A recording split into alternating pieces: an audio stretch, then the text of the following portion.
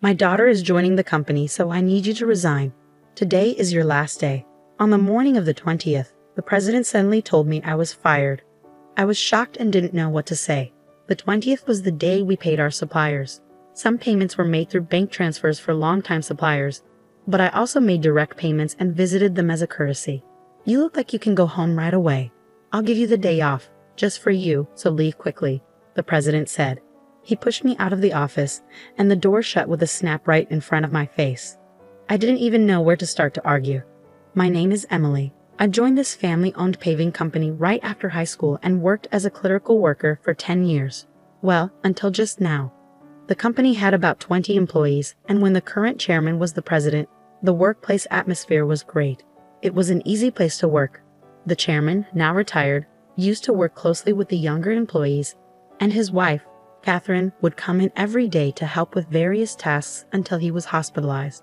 Their daughter, Kelly, was skilled in both field and office work. Her husband was the site manager and was trusted by the on-site employees. Even though they were the founding family, they never acted superior or looked down on the employees. It would have been wonderful if this enjoyable and smooth-running company life had continued, but unfortunately, reality wasn't so kind. At the end of last year, the chairman was diagnosed with cancer during the company's group medical examination. He decided to retire as president and appointed Kelly's husband, the site manager, as the next president. Both the employees and I unanimously agreed. We all thought the chairman should focus on his treatment and wish for his long life. However, suddenly, the chairman's eldest son, Tom, appeared with his family. I didn't know where he heard the news from. It turns out the chairman had another child besides Kelly. Tom had been disowned about 30 years ago, and I didn't know about it at all. According to the senior employees, Tom was a troublemaker in his youth and often had run-ins with the police. Whenever he caused problems, the chairman and Catherine would go and apologize. After dropping out of high school, he got involved in multi-level marketing and fraudulent activities, which finally led the chairman to disown him. Despite being out of touch for a long time, Tom suddenly appeared one day, pleading with his father, "Dad, I've realized my mistakes. Please forgive me." I was shocked to witness this in our small company, where the president's office and clerical room were one and the same. Tom expressed a desire to reconcile and work in the company, but his past made it hard to believe his sincerity after being disowned. "I apologize to everyone, but I ask you to give Tom another chance," the chairman said, pleading with everyone present. Kelly and the senior employees knew about Tom's troubled history and couldn't fully celebrate, but they couldn't refuse the chairman's heartfelt request either. So Tom and his family moved into the annex of the chairman's house, with Tom becoming an employee and his wife taking on household duties. I saw their daughter only once when she visited the company. She seemed to be a college student. The chairman believed Tom had changed for the better after facing hardships in life. Catherine was overjoyed that Tom had returned with his family, talking about rebuilding the company together. However, soon after, a problem emerged. Tom insisted on something. "I'm the eldest son, so I should be the next president," declared Tom, straining his relationship with Kelly and the site manager. Despite pretending to work diligently in front of the chairman, Tom actually did very little. He frequently made demeaning remarks like, "Physical labor is for the workers, and you're all just worker ants, work silently." Naturally, his behavior quickly made him unpopular with everyone. Some of the younger employees even went directly to the chairman, saying, "I can't work under these conditions." However, both the chairman and Catherine pleaded with everyone, saying, "We will talk to Tom about this. Please try to see the bigger picture." Then, due to stress or other reasons, the chairman's cancer suddenly worsened and he was hospitalized 3 months ago. Tom declared, "I am the president." Despite employees advising the chairman and Catherine to stick with their original plan of appointing the site manager as president, they ultimately chose Tom, their biological son, over their daughter's husband. This decision sparked grumbling among some employees, who felt the chairman and Catherine were biased by parental love or losing their sharpness with age. The once harmonious company atmosphere turned tense and uncomfortable. As tensions grew, Kelly and the site manager began working behind the scenes to manage the company. This left me alone handling all administrative tasks, whereas before Catherine, Kelly, and I shared the workload. Now, I regularly work overtime, sometimes leaving so late that the date changes before I head home. Meanwhile, Tom seems to view administrative duties as effortless, spending his days at hostess bars, betting on horses, or gambling. My relationship with the president took a serious downturn over an expense issue. He had been using the company's credit card for personal dining and entertainment expenses, and I had been overlooking it to some extent. However, this time, the expense crossed a line. With apprehension, I handed the receipt back to him. "I can't approve this expense," I told him. "What? Why not?" he demanded. "This is for your wife's corrective underwear. It's not related to business, so it can't be expense." As expected, the president's face flushed with anger. "Don't challenge me. She's the president's wife. It's natural for her to dress well. This is a valid expense." "No, that's not how it works. Your wife's underwear can't be considered a business expense," I stammered, struggling to comprehend how the president could justify a $4,000 expense for his wife's corrective underwear. His next suggestion left me even more bewildered. "Then let's turn selling corrective underwear into our new business venture. We'll categorize it as inventory, so it counts as an expense." The president seemed pleased with his idea, but I was at a loss for words. "We're a paving company," I managed to say. "So what? We can threaten clients that if they don't buy from us, we'll cancel their contracts. Everyone will buy. It's easy money, $2,000 for one, $4,000 for a set." The president chuckled loudly, but I felt horrified. "That's absolutely unacceptable. It will damage our credibility," I snapped at him in anger. From that moment on, I became the target of the president's disdain. Day after day, I endured constant berating from him. The situation became so difficult that I considered quitting many times. However, I continued to endure and work, driven by my loyalty to the chairman who had always supported me and my concern for the team who would struggle if I left. The truth was, I couldn't afford to lose my job suddenly either. I decided to tough it out until the right moment to move on.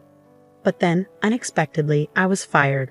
If I quit abruptly now, it will cause problems for our clients, I thought to myself. Taking a deep breath, I gathered my courage and confronted the president. "I can't do this. I can't just leave without proper notice and handover. Even your daughter wouldn't be able to handle the workload. Besides, today is the day we need to handle payments," I said in one breath, fully expecting the president to erupt in anger. As expected, the president's face turned red with anger. "Shut up. I told you to resign because my daughter is joining the company. Today is your last day. As for the payment, let them wait until they come to collect it. There's no need to pay them up front." "Excuse me, isn't it normal to pay for something once you buy it?" I was shocked and explained it patiently, as if talking to a child. But the president responded with something so unreasonable that I couldn't believe he was being rational. "If that's the case, just threaten to switch suppliers. Tell them we won't make the payment this time, so they should give it to us for free." "What? That's not something we can do, is it?" I was so stunned that I couldn't find the right words to respond. "You're completely useless. My daughter has a college degree. She can handle office work easily. As family, she won't question my expenses like you do. You're all talk and no action. We don't need someone like you in our company. Leave now," the president sneered. It seemed clear he intended for his daughter to handle accounting so he could justify personal expenses as business expenses. "Oh, is that so? Just remember, I won't regret this," I replied. Words were futile at this point. My patience had worn thin. I quickly gathered my belongings and left the company, feeling sorry for our clients. I called Kelly, despite knowing Catherine and Kelly were busy with the chairman. This was urgent. I explained everything and trusted the rest to Kelly. Once I left the company, I suddenly found myself with nothing to do. Being fired without notice clearly violated labor standards laws. If I reported this to the labor standards office, the company would be in trouble. Since our company was part of the middle company payment system, I could claim my severance pay and 1 month's salary. This system supports small and medium-sized enterprises that can't afford severance pay on their own. I didn't need to rush because I could apply within 5 years from my retirement date, and the Labor Standards Office had a 2-year statute of limitations. With my professional habits, I planned out the necessary procedures and timeline for retirement. I decided I could take it easy for at least a week. Lately, I had been working overtime and weekends nonstop, leaving no time for myself at home. There were many places I wanted to visit once I settled down, so I chose to go on a day trip to the beach for a refreshing break. After enjoying myself at the beach, I checked my phone in the locker and found several missed calls, emails, and voicemails. Among them, Kelly's email caught my attention. It said, "The payment process went smoothly. Everything is in order." I felt relieved. Despite the abruptness of my dismissal by the president, I couldn't shake the guilt of leaving my job in anger. Next, I listened to the voicemail from the company. It was the panicked voice of the president saying, "Hey, what's going on? They're saying I'm not the real president. Did you know about this? Explain yourself." After chuckling at his realization, I continued to check my emails and voicemails. Among them was a message from the chairman, so I promptly headed to the hospital. Arriving at the hospital room that evening, I found Catherine and the president already there. As soon as the chairman saw me, he greeted me from his bed. "Emily, I'm truly sorry for my foolish son." "Hey, what's going on? I'm not the official president. Explain yourself." Tom shouted arrogantly, clearly not understanding the situation. The chairman quickly silenced him with a stern command. "Quiet down." It turned out that right after I had called Kelly, she promptly informed the chairman and Catherine. Upon receiving the news, the chairman immediately contacted Tom, who was acting as president, and asked, "Do you really not know anything? So what's the truth?" I calmly explained to the president, who was still shouting in confusion. "Essentially, Tom, you didn't have any legal authority. Your role as president was just a title. It might seem confusing, but in business terms, president is a position within the company and doesn't hold legal standing like a representative director does. The representative director is the one legally responsible for the company's actions externally. It's a different and more formal role that requires specific legal procedures to change." I continued, "While the title of president can be changed informally within the company, altering the representative director involves complex legal processes. That's why your position didn't carry the legal weight you assumed it did." 3 months ago, when Tom was appointed president, there was strong opposition from Kelly, the site manager, and veteran employees. That's when I proposed a strategy. Tom would be a figurehead president while the chairman remained the legally responsible representative director. As someone familiar with company procedures and laws, I knew the complexities involved. Under my plan, if Tom showed genuine dedication and won over all employees, then we would initiate the legal process to formalize his presidency. However, if Tom failed to prove himself fit for the role, the backup plan was to either remove him or even consider closing the company. While Kelly and the site manager prepared to launch a new venture, Kelly doubted Tom's ability to change. The chairman and Catherine continued to believe in Tom until he unfairly dismissed me, which seemed to awaken them to his shortcomings. "If you want to be a leader, learn and take care of your employees. I've told you this many times," the chairman emphasized. Tom retorted, "It's not a big deal, right? Can't we just handle the procedures now?" "No, it's not possible," the chairman explained. "Our company offers stocks to employees who want them, and many of them own shares.